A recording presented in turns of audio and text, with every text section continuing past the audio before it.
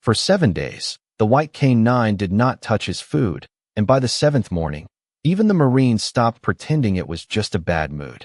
The bowl sat untouched beside his front paws, stainless steel catching the pale light from the kennel window, the same way it had caught the light yesterday, and the day before that, and every day since Halo had lowered himself onto the rubber mat and decided the world no longer had anything worth tasting.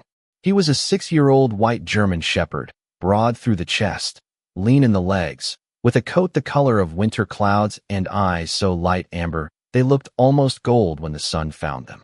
But there was no gold in them now, only distance, only a quiet, watchful grief that made grown men lower their voices when they passed his door. The veterinary wing at Camp Lejeune smelled of antiseptic, old leather, damp fur, and the bitter coffee someone had forgotten on the counter hours earlier. Outside, North Carolina rain tapped softly against the roof, not hard enough to be called a storm, but steady enough to make the morning feel older than it was. A ceiling fan clicked in a slow, uneven rhythm. Somewhere down the hallway, a young Marine laughed once, then stopped as if remembering where he was. Halo did not move. His ribs rose and fell beneath his white coat in shallow waves. His black nose pointed toward the kennel door, not toward the food, not toward the water, not toward Dr. Emily Carter, who stood with a clipboard pressed against her chest and worry held carefully behind her professional eyes. She had changed the food 3 times. Warm chicken, soft beef, rice with broth. She had checked his gums, his temperature, his blood work, his breathing. Nothing explained it. Not fully. His body was tired. Yes, but not broken. His heart was steady enough. His lungs were clear.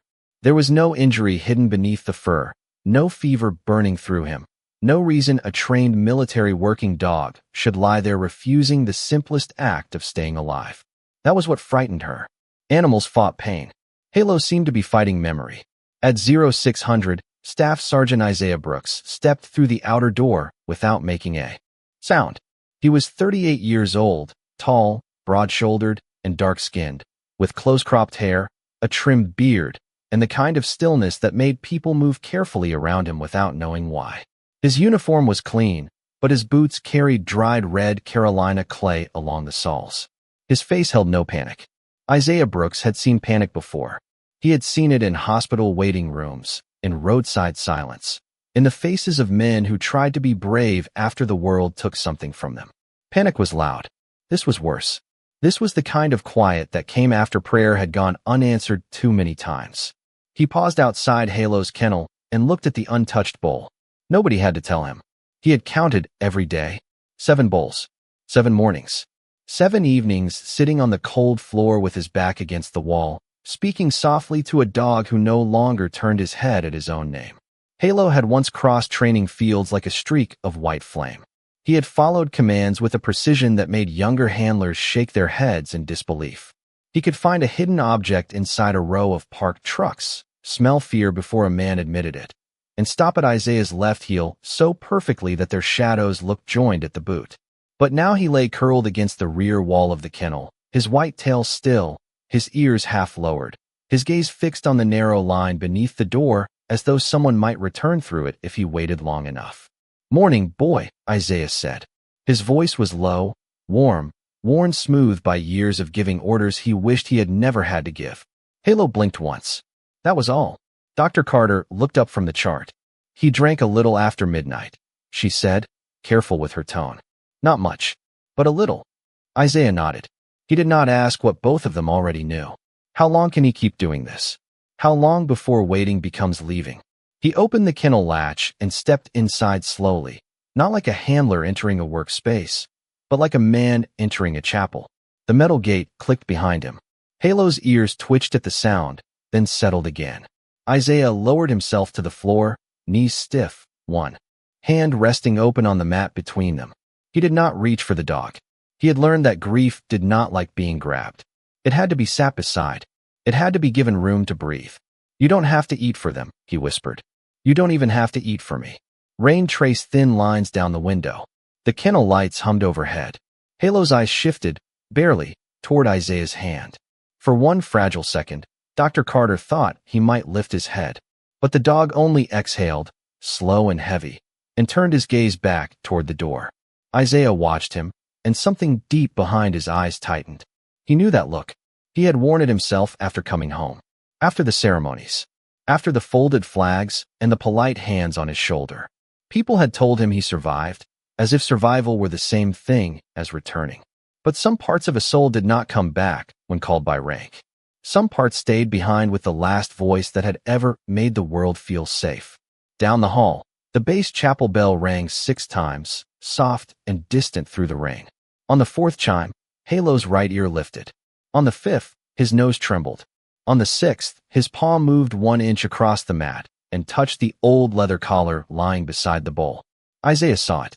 So did Dr. Carter. Neither of them spoke. The white K9 had ignored food, water, commands, comfort, and medicine. But not the bell. Not the collar. Not whatever ghost had just passed through the room on the sound of that forgotten morning. The base smelled faintly of damp concrete and wet fur. The early morning rain still dripping from the eaves and running down the sidewalks in thin, glistening streams. Isaiah remained on the floor beside Halo, watching as the dog shifted slightly, placing his paw over the leather collar, the faint lines of wear and scuff that had been there since the pup was first assigned. Halo's amber eyes flickered toward the corner where the window caught the first hint of light from the overcast sky, and he tilted his head, as if listening for a sound only he could perceive. The metallic clang of a distant gate opening caused him to stir again, ears raising slightly, nostrils flaring to catch a faint trace of scent carried on the morning air. Dr. Carter adjusted her clipboard, stepping just a pace back to give the two of them space, noting silently the subtle cues that Halo was offering, each movement deliberate and measured, never rushed, always purposeful. Isaiah reached out a hand slowly, letting it hover above the collar, his fingers trembling just enough to show the weight of the moment, and Halo responded not with a bark, not with a whine, but by nudging the leather with his muzzle, a soft, deliberate gesture that drew Isaiah's eyes down to meet his own. In the quiet, the steady hum of the fluorescent lights above became background noise to the rhythm of Halo's breathing, shallow and cautious, yet alive. The rain had begun to taper off, leaving a thin mist that clung to the corners of the kennel, the smell of wet earth and salt from the nearby ocean drifting faintly through the open door. Isaiah spoke softly, a whisper carried more for the dog than for any human ear. "It is okay. I am here. You do not have to do this alone." Halo shifted slightly, his body leaning toward Isaiah, and for a first time in days, there was the smallest indication that he recognized presence and intent, the quiet assertion that he was still willing to engage, even in his own way. The name lingered in the space between them, unspoken yet heavy with meaning, and Halo's nose twitched as though sensing the weight of something lost, something remembered from another place and time, something that existed before the commands and the training and the strictures of duty. Dr. Carter watched, eyes widening subtly at the realization that what had seemed like refusal was instead a patient waiting, a dog calculating and attuned to signals beyond ordinary comprehension. The steady patter of rain on the roof had slowed to a thin tapping that mirrored the slow beat of Isaiah's own heart, each thump resonating with memory and anticipation, echoing faintly through the silent corners of the kennel. A light breeze stirred the edge of the open door, carrying a faint metallic tang and the smell of wet asphalt from the street beyond, and Halo lifted his head, ears pointed, nostrils flaring, muscles taut but not rigid, a quiet readiness that seemed to acknowledge that the moment he had been waiting for might be approaching. Isaiah's hand finally rested gently on Halo's neck, palm pressed to the warm fur, feeling the small tremor of life and awareness beneath his touch, and he whispered again, almost to himself as much as to the dog, "You are not alone. You are still here with me."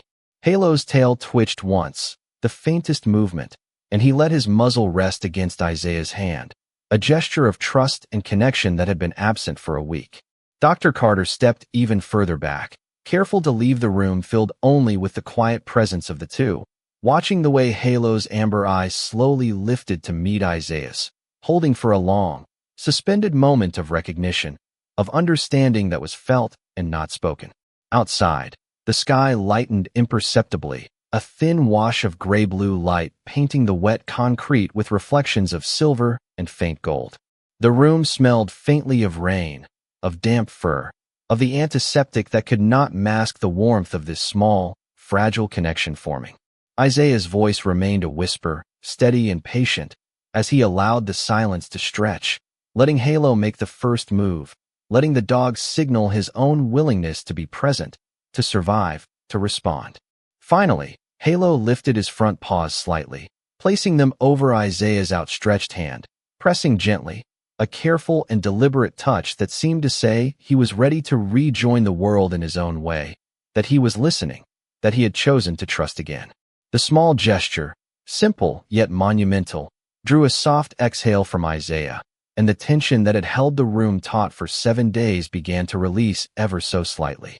The rain outside had almost stopped entirely, leaving only the gentle drip from the gutters, a slow metronome for the quiet heartbeat that had resumed between man and dog. Halo shifted fully, rising on all fours with careful deliberation, tail held low but not tucked, ears alert, eyes fixed on Isaiah as though reading intention and reassurance in every breath. Isaiah adjusted his posture to mirror the dog's movement, leaning slightly forward, keeping his hand extended, never forcing, never commanding, only offering presence and patience. Dr. Carter let her clipboard drop gently into her lap, letting the pen rest atop the papers, allowing herself to simply witness, quietly, as the room filled with the soft rhythm of regained connection, the subtle miracle of recognition and trust slowly taking shape between a dog who had chosen silence and a Marine who had refused to leave his side. The mist outside the window curled into the corners of the kennel, the last droplets clinging to the metal bars as Halo stepped forward, nudging Isaiah's hand with his nose once more, softer this time. A small acknowledgement of the bond that had endured, patient, resilient, waiting for the right moment to awaken. By mid-morning, the rain had thinned into a silver mist over Camp Lejeune, softening the hard edges of the barracks, the training yards, and the long rows of parked military vehicles glistening under the gray North Carolina sky. Halo stood for less than a minute before his strength gave way, and Isaiah eased him back down with both hands, not hurried, not afraid, only careful in the way a man becomes careful with something sacred. The white shepherd did not resist. He lowered himself onto the mat, chest rising a little faster now, ears still angled toward the hallway, as if the world beyond the kennel had begun speaking in a language he almost remembered. Dr. Emily Carter crouched near the open gate, her clipboard forgotten on the bench behind her. She had watched dogs recover from surgeries, shock, fever, and fear, but this was different. Halo's body was weak, yet his mind had awakened. Not fully, not safely, but enough. Enough to tell her the answer was not in a syringe, a chart, or a bowl of food. It was somewhere in the spaces between sound and memory. Isaiah saw it too. He had spent years reading silence. The silence before a recruit admitted he was scared. The silence after a phone call no one wanted to receive. The silence of a Marine staring at a photograph too long. Halo's silence had its own shape, and now, for the first time in 7 days, that shape had changed. The dog was not simply fading. He was waiting for someone to understand what he had been trying to say. The bell, Dr. Carter said softly. Isaiah did not look away from Halo. I saw it. And the collar. I saw that too. Her voice lowered. Has he ever done that before? Isaiah rubbed his thumb along the edge of Halo's neck, feeling the warmth beneath the thick white fur. Not with me. The answer carried more weight than either of them expected. Halo had been assigned to Isaiah 3 years earlier after a transfer from a stateside training program in Virginia. By then, he already had his name, his record, his certifications, and his reputation. A disciplined dog. A clean worker. Calm under pressure. Gentle around children during base demonstrations. He came with paperwork thick enough to make him seem simple, as if a life could be summarized by dates, medical notes, and performance scores. Isaiah had never questioned what came before. In the military, people arrived with sealed places inside them. Dogs did too. You respected what they gave you and did not pry into the rest unless the rest came looking for you. Now the rest was here, lying on a mat, refusing food, touching an old collar when the chapel bell rang. Dr. Carter stood and moved toward the small metal cabinet near the rear wall. I pulled his active file twice, she said. Nothing unusual, but there may be archived intake documents from before he entered the working dog program. Isaiah finally looked up. Where? Base records might have copies. If not, the original training center could. She paused, choosing her words with care. There is also a storage room near the old kennel annex. When units rotate, extra gear ends up there. Retired harnesses, old leashes, duplicate tags. Most of it sits for years. Halo's ear lifted at the word old. It was almost nothing, but Isaiah caught it. His eyes narrowed slightly, not with suspicion, but with focus. He leaned closer to Halo and spoke gently. You know something is there, do you not? Halo did not move his head, but his paw pressed down on the collar again. Outside the kennel, boots sounded in the hall, light and quick. Corporal Nathan Price appeared at the doorway holding a stack of clean towels against his chest. He was 22, fresh-faced, earnest, with sandy hair that always looked windblown no matter how often he combed it. He stopped when he saw Halo awake, truly awake, and his expression softened. Sir, he said, almost whispering. I heard he stood up. For a moment, Isaiah said. Nathan looked at the bowl, then the collar, then Isaiah's face. The young Marine understood enough not to ask too many questions. That was one thing grief taught even the young. Dr. Carter, Isaiah said, take Price with you to the annex. Nathan straightened. Yes, Staff Sergeant. Dr. Carter glanced at Isaiah. You want us to look for gear?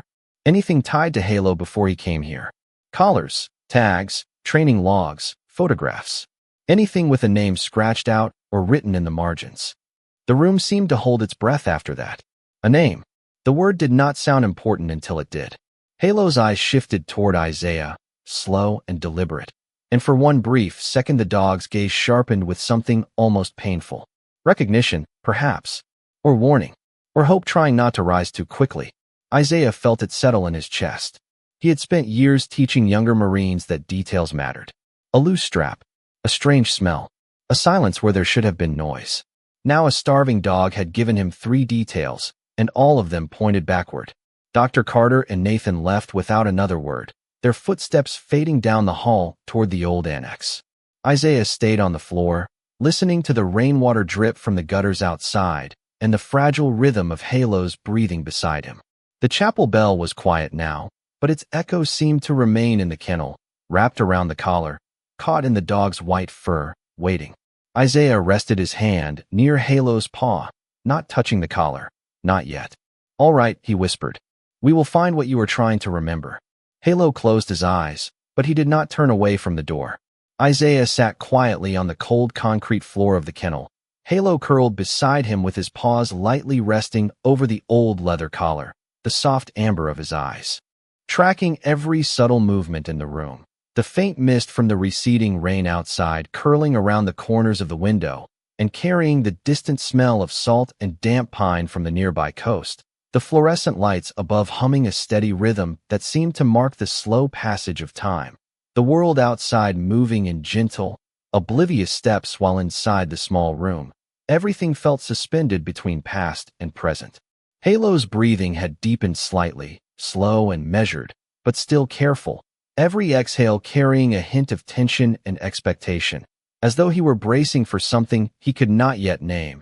And Isaiah kept his hand near the dog, not touching the collar, not forcing recognition, only offering presence, a calm and steady assurance that someone was listening and willing to wait.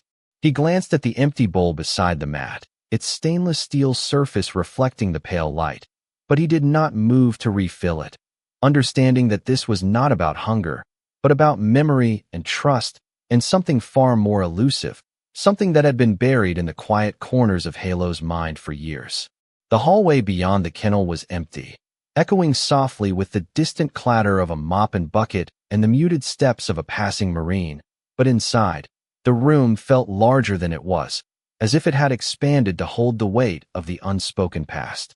Isaiah spoke softly, the words deliberate and measured, almost a whisper, but carrying the weight of meaning he hoped Halo would understand. We are here together, he said, and we will find it. Halo lifted his head slightly, ears flicking, a subtle sign that he had heard, that he was aware, and perhaps even willing to engage, but cautiously.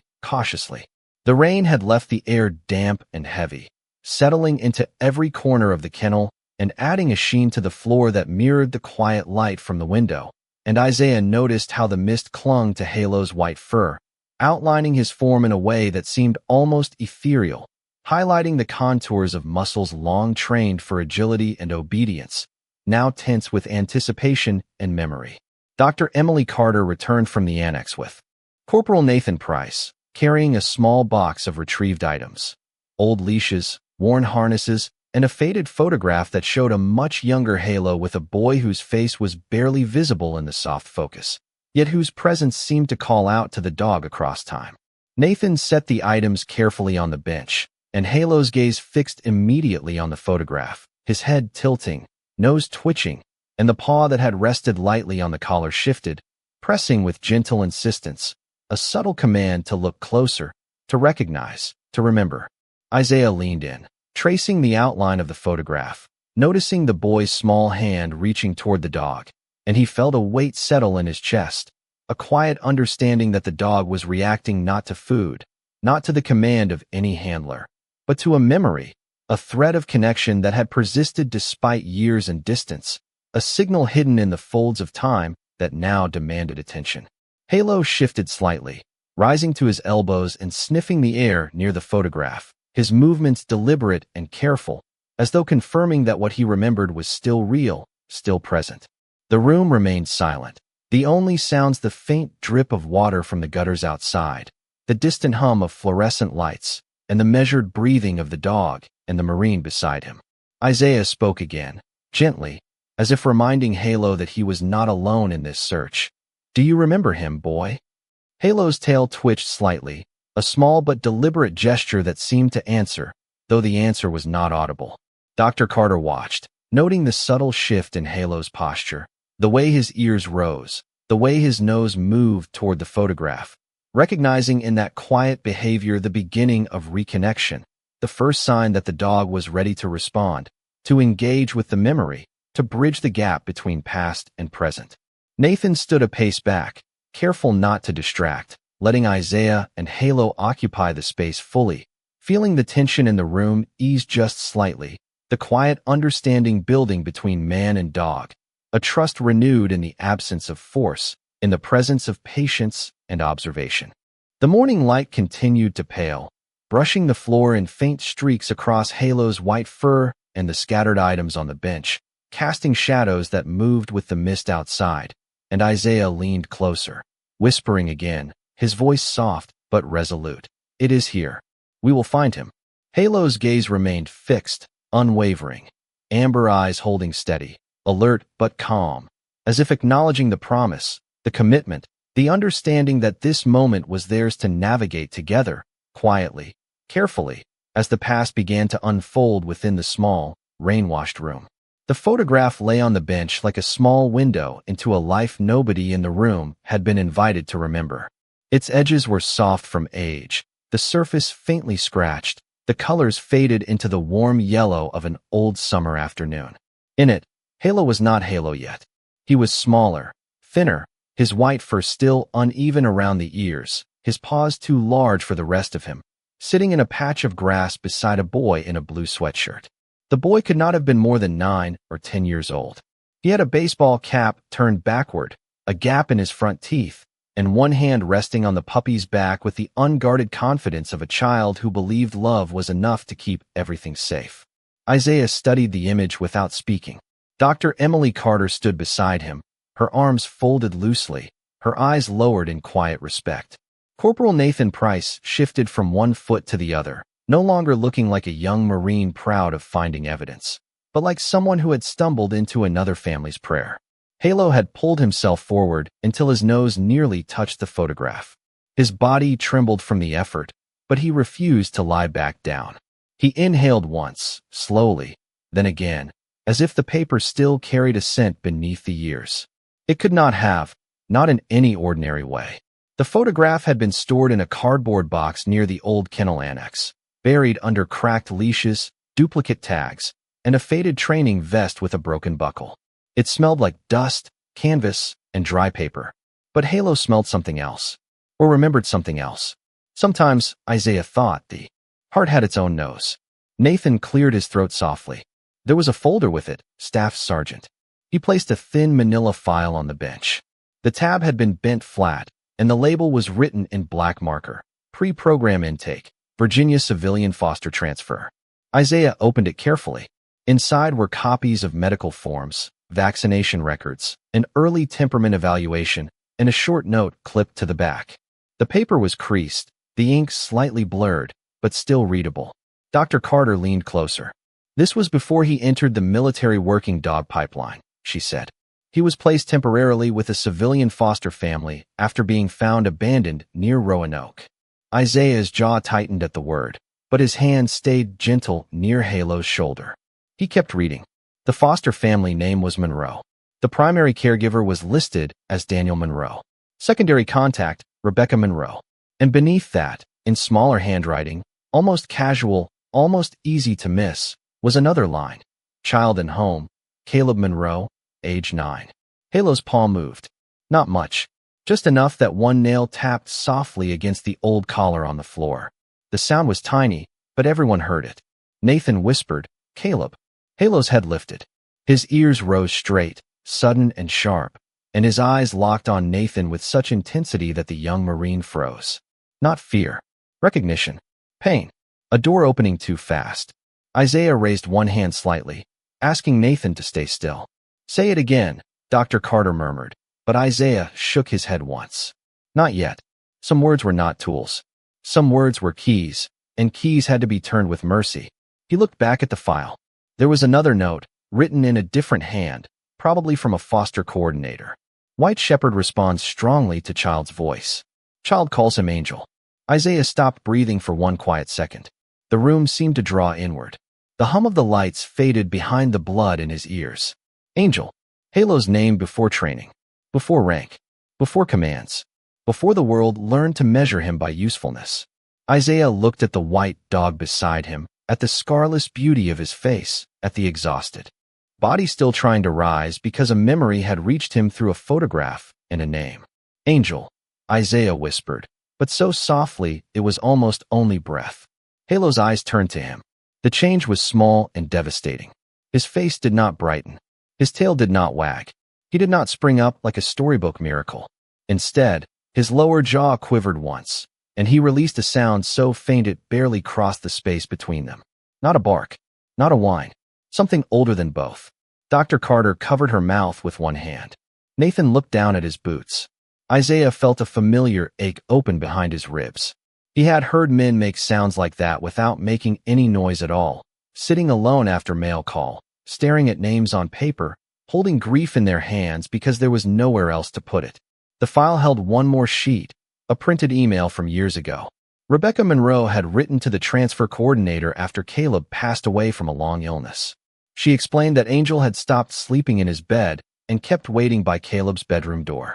The family loved the dog, but every room in the house had become too heavy for all of them. They wanted him placed somewhere he could have purpose, structure, and a life beyond waiting. No blame, no cruelty, just heartbreak folded into polite sentences. Isaiah read it twice. The rain had stopped outside, but water still dripped from the roof in slow intervals. Halo lowered his head onto the photograph, not covering it completely, just resting his chin along the corner where Caleb's small hand touched the white puppy's back. Isaiah did not try to move him. Nobody did. For the first time, they understood. Halo had not been refusing food because he was stubborn. He had been grieving a name nobody knew to speak. A boy. A room. A life before service. A love erased from the outside of a collar, but never from the animal who had carried it. Isaiah reached for the old leather band and turned it over in his hands. On the inner side, beneath scratches made by time or trembling fingers, he saw the marks clearly now. Not a serial number. Not a code. 5 faint letters, almost gone. Angel. His thumb paused over them, and he bowed his head. You remembered, he said.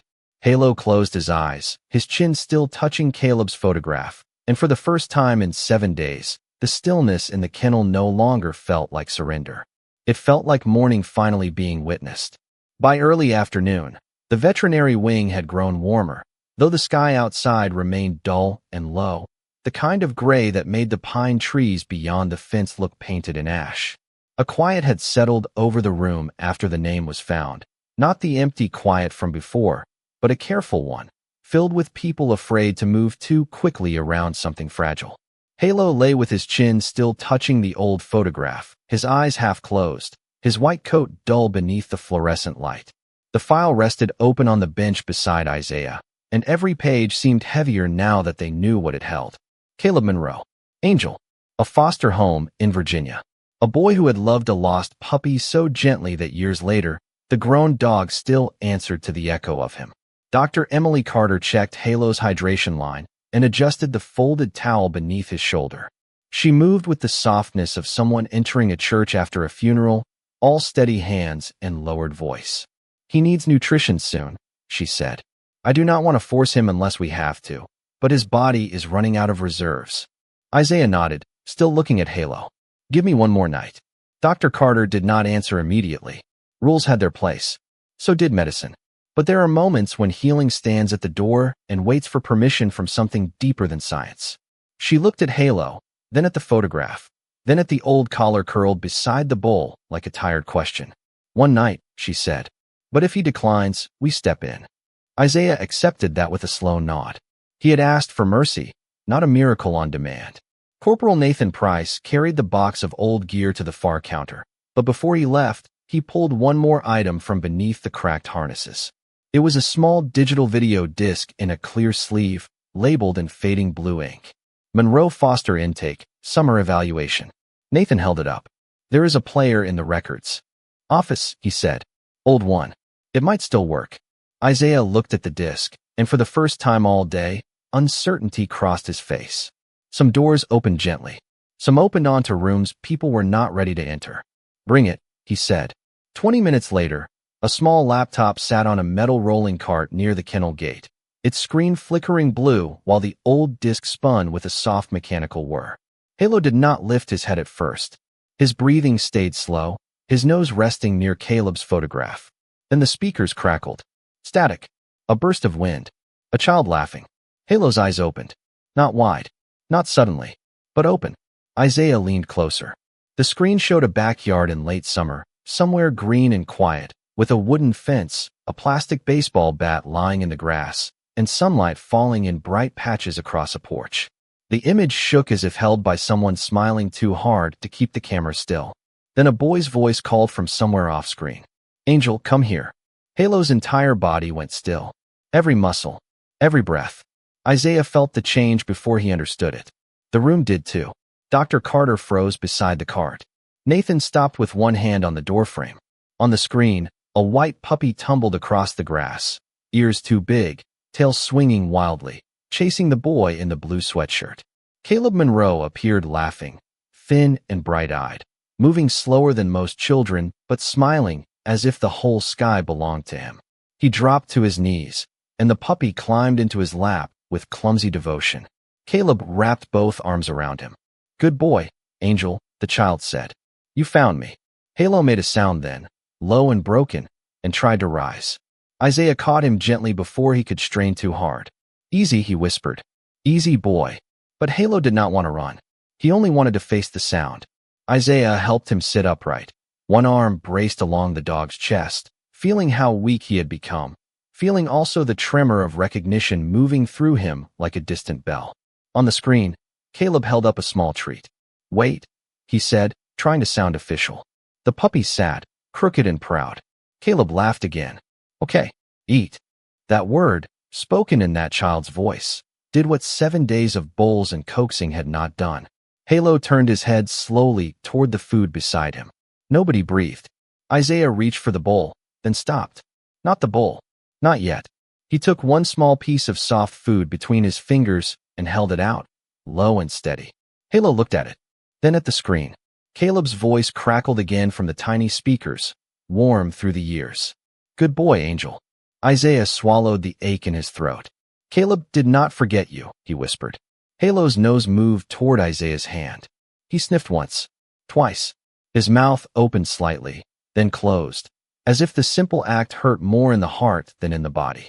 Dr. Carter pressed her fingers to her lips, eyes shining.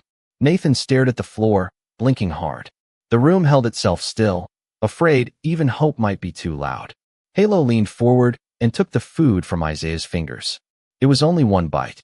Small, Slow. Almost nothing. But Isaiah closed his eyes as if the weight of the world had shifted by 1 sacred inch. Halo chewed, swallowed, and rested his muzzle against Isaiah's palm. The laptop continued playing softly.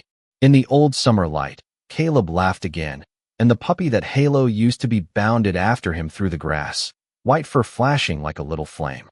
Isaiah kept his hand under Halo's chin, steadying him, while the dog listened to the boy who had named him before duty did. For the first time in 7 days, the kennel did not feel like a place where something was ending. It felt like a place where a soul had heard its way home. That first bite did not fix everything. It only opened the door. Halo swallowed once, then leaned his muzzle against Isaiah's palm as if the effort had carried him across miles instead of inches. His eyes remained on the laptop screen, where summer light trembled over the old Virginia yard, and Caleb Monroe's laughter came through the small speakers with the fragile brightness of something preserved by grace. Nobody in the kennel moved for a long moment.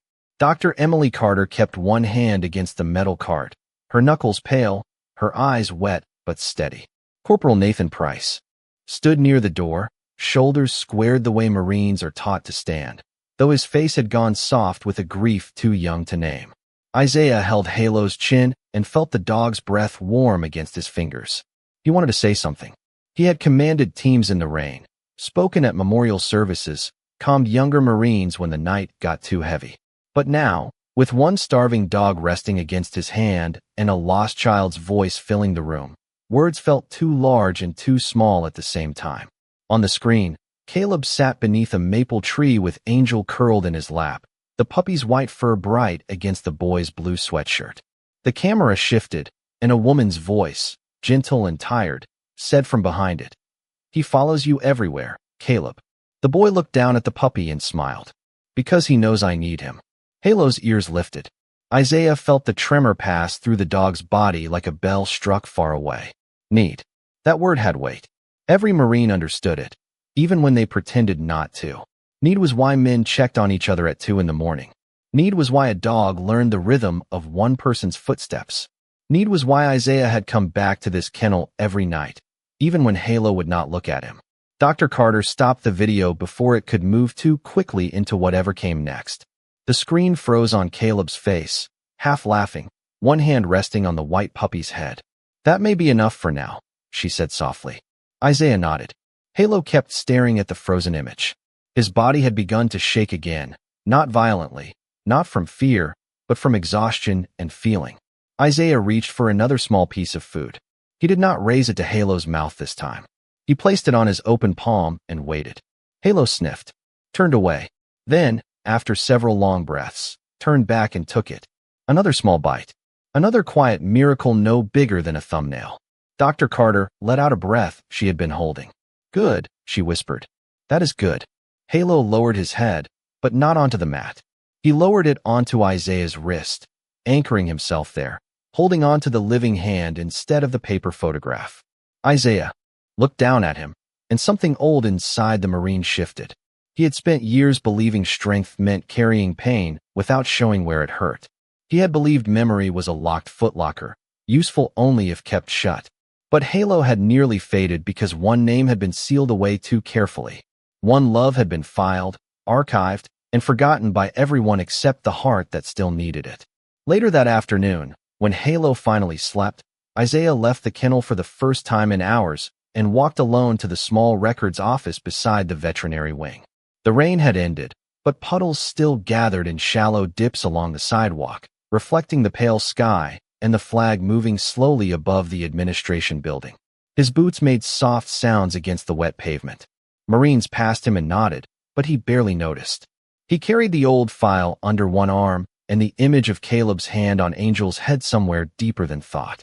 The records office smelled of printer toner, cardboard boxes, and dust warmed by a humming space heater. Nathan had left the laptop there with the disk still inside. Isaiah stood in the narrow room, surrounded by shelves of labeled binders and retired equipment tags, and stared at the frozen video on the screen. Caleb, Angel, names that had waited years to be spoken together again. His gaze drifted to the metal filing cabinet in the corner. The bottom drawer was slightly open, packed with spare folders. For reasons he could not explain, Isaiah thought of the locked box under his own bunk, the one he had not opened in almost 4 years. Inside was a photograph from a different summer, a folded letter, and a set of dog tags belonging to Lance Corporal Marcus Reed, his closest friend, a man whose name Isaiah had not said aloud since the day he came home. Not because he had forgotten, because remembering felt like standing too close to a fire. He closed the laptop gently. The room went quiet.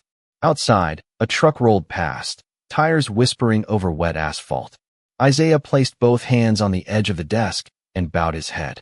Halo had answered to Angel because the name had not died. It had only waited. Maybe human. Grief was not so different. Maybe the names people buried were not asking to hurt them again.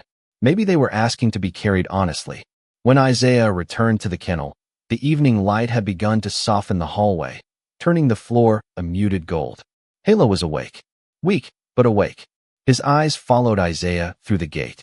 Dr. Carter had placed a fresh bowl nearby, smaller this time, with only a few bites in it, so it would not feel like a demand. Isaiah sat beside him and opened his palm. "We will go slow," he whispered. Halo blinked, then leaned forward and ate from his hand once more.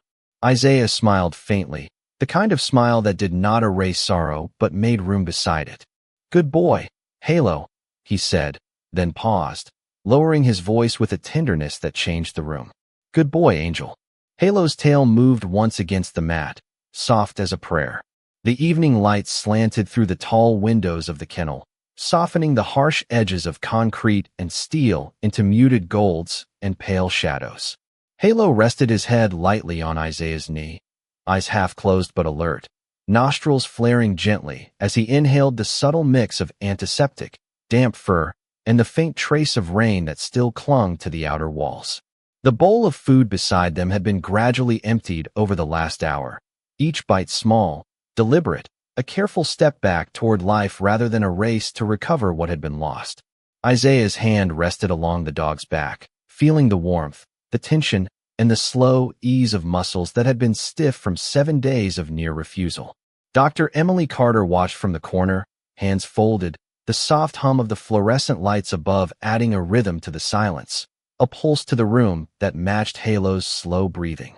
Outside, the mist had lifted entirely, leaving the courtyard glistening with puddles that reflected the muted orange of the setting sun, turning wet concrete into a mirror of fleeting warmth. Nathan Price lingered near the doorframe, quietly observing, careful not to distract, letting the quiet take shape around the dog and the Marine. Isaiah spoke softly, barely audible. "You are safe now. You do not have to wait anymore."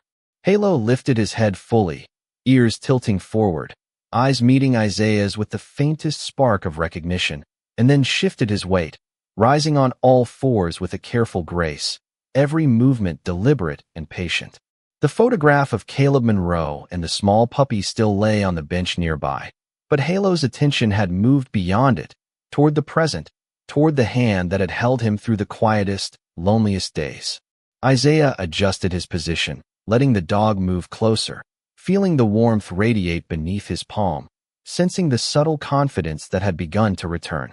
Halo nudged Isaiah's hand with his nose, a gentle but insistent gesture that said more than words could, a quiet agreement, a trust re-established after so long. The soft clatter of keys from a distant office punctuated the stillness, yet the room held a sense of suspended time, where every heartbeat, every small breath, and every deliberate movement carried significance. Halo stretched once, his body elongating gracefully, then settled back against Isaiah, not with exhaustion, but with the measured composure of a creature who had remembered he was alive, remembered he was not alone.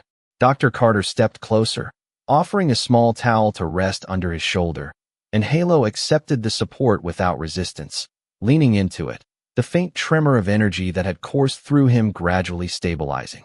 Isaiah whispered again, a phrase carried more for understanding than instruction. "You are remembered. You are loved."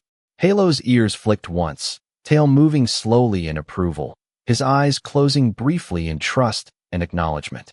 The room remained quiet, the fluorescent lights casting elongated shadows on the walls, mingling with the warm glow from the evening sun, creating patterns that seemed to wrap around the dog and the Marine, enclosing them in a private, sacred space. Outside, a light breeze rustled the edges of the kennel doors, carrying the last traces of moisture and the faint smell of pine from the nearby trees. Halo lifted his head again, nudging Isaiah's palm, then the small bite of food remaining in the bowl, sniffing it, and then returning to rest.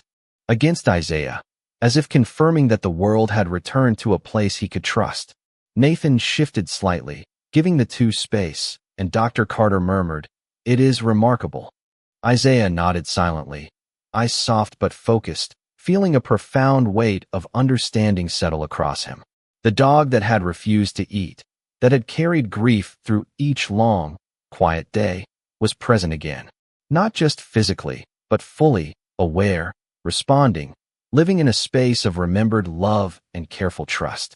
Halo's tail thumped lightly against the floor, a rhythm matching the soft exhale from Isaiah, a bridge between past sorrow and present calm. Together they remained like that for some time, the room holding them in a suspended hush, where the past was acknowledged, the present embraced, and the quiet miracle of patience, memory, and recognition unfolded slowly, the kind of healing that cannot be rushed, only witnessed. Isaiah rubbed the dog's head gently, feeling Halo's body settle, relaxed but still attentive, a living testament to the bond that had endured beyond absence, beyond waiting, and beyond silence. Outside the window, the first stars began to puncture the deepening navy of the sky, but inside, the kennel held a different light, the kind that came from understanding, from connection, from a trust renewed in the softest gestures and the quietest moments, and Halo rested against Isaiah, breathing steady, present, alive, and finally, home. By dawn, the first clean light after the rain spread across Camp Lejeune in quiet bands of silver and gold, touching the wet pavement, the low rooftops, and the dark pine trees beyond the fence. Inside the veterinary wing, the night had left behind the smell of warm towels, soft food, and coffee gone cold in paper cups.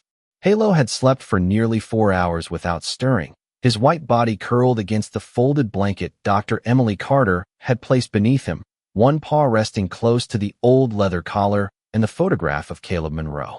Isaiah had not slept. He had sat beside the kennel with his back against the wall, listening to the steady rise and fall of the dog's breathing, afraid to look away too long, afraid the miracle might be shy and vanish if left unwatched. But Halo remained, weak, tired, and thin beneath his beautiful white coat, but present. When the chapel bell rang at 0600, the dog opened his eyes. He did not flinch. He did not search the door in panic. He simply lifted his head, listened, and turned toward Isaiah. That was when Isaiah understood the difference. Yesterday, the bell had been a wound. Today, it was a bridge. Dr. Carter entered quietly with a fresh bowl and a small smile she tried to hide behind professionalism. "Good morning," she whispered, as though speaking too loudly might bruise the room. Halo's ears moved toward her voice. Isaiah rubbed the side of his neck. "Morning, doctor." She checked Halo's gums, his pulse, his hydration, and the calm focus in his eyes. "He is stronger than last night," she said. "Not out of danger, but stronger." Isaiah nodded, but his gaze stayed on Halo. The dog was watching the bowl.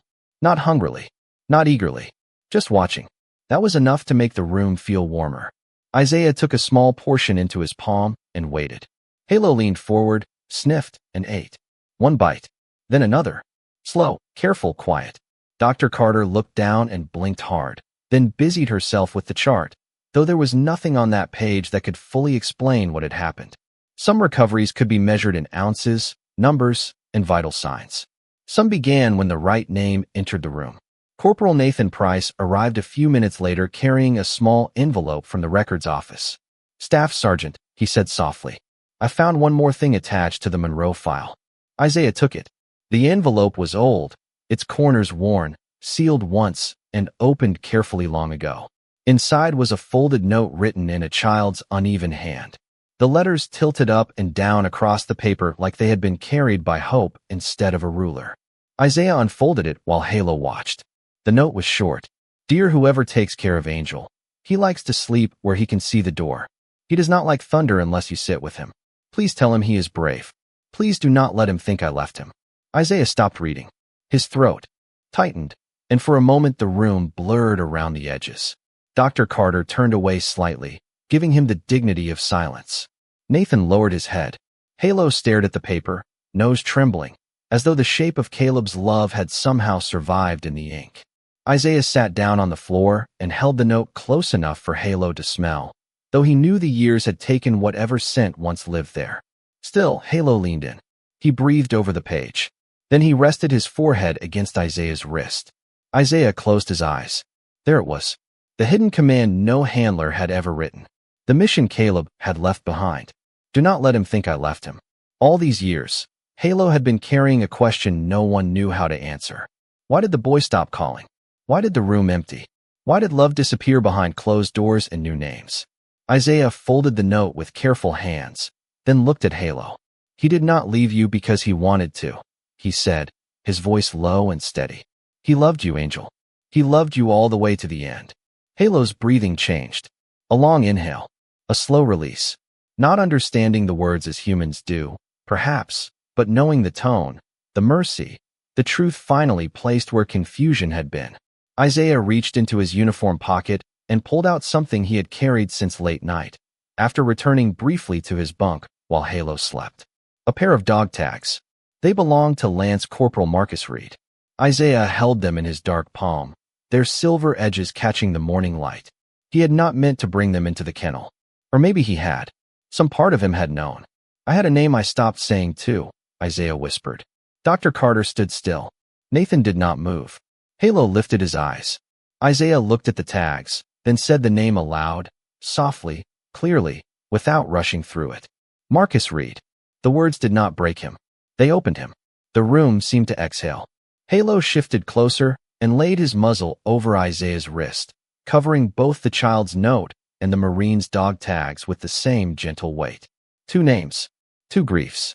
1 white dog standing between them like a quiet messenger from God, reminding the living that love does not ask to be buried in order to be honored. Later that morning, after Halo finished 3 more bites and drank on his own, Isaiah carried the old collar to the equipment room. He cleaned it carefully, not to erase its scars, but to uncover them. The faint word on the inside remained. Angel. By noon, Dr. Carter had placed a temporary tag beside Halo's kennel card. His official name still read Halo, but beneath it, in smaller letters, she had written Angel. When Isaiah saw it, he did not say anything. He only rested his hand on the dog's head. Halo leaned into him, eyes closing with a peace that had not been there before. Outside, sunlight broke fully through the clouds and touched the wet grass beyond the veterinary wing. The day smelled of pine, rain, and something beginning again. For the first time in more than a week, Halo was not waiting for a door to open behind him. He was looking at the one in front.